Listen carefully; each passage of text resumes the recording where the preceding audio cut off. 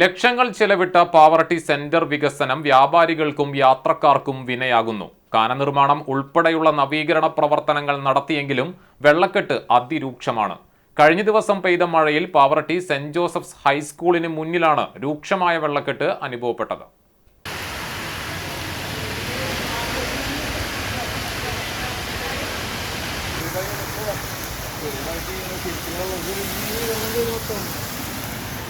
സംസ്ഥാന ബജറ്റിൽ ഉൾപ്പെടുത്തി 2.78 കോടി രൂപ ചെലവിട്ടാണ് സെന്റർ വികസനം നടത്തുന്നത്.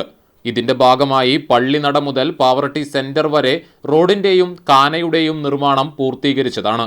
എന്നാൽ വെള്ളം ഒഴുകിപ്പോകാൻ കാനകൾ നവീകരിച്ചതോടെ വെള്ളക്കെട്ട് അനുഭവപ്പെടാത്ത സ്ഥലങ്ങളിൽ പോലും വെള്ളക്കെട്ട് രൂപപ്പെടുകയാണ് ഉണ്ടായത്. കഴിഞ്ഞ ദിവസത്തെ മഴയിൽ സ്കൂളിന് മുൻവശമുള്ള ഷോപ്പിംഗ് കോംപ്ലക്സിലേക്ക് വെള്ളം കയറിയിരുന്നു. ചെറിയ മഴ പെയ്തപ്പോഴേക്കും ഇത്തരത്തിൽ വെള്ളക്കെട്ടുണ്ടായാൽ മഴ കനക്കുന്നതോടെ സ്ഥിതി എന്താവും എന്നാണ് വ്യാപാരികളുടെ ആശങ്ക. സെന്റർ വികസനത്തിന്റെ ഭാഗമായി ഇവിടെ നേരത്തെ ഉണ്ടായിരുന്ന കൽവർട്ട് പുതുക്കി നിർമ്മിക്കാൻ പദ്ധതിയുണ്ടായിരുന്നെങ്കിലും പണി ആരംഭിച്ച ശേഷം പരാതികളെ തുടർന്ന് ഉപേക്ഷിക്കുകയായിരുന്നു. നിലവിൽ റോഡിന്റെ പടിഞ്ഞാറുഭാഗം മാത്രമാണ് കാനയുള്ളത്.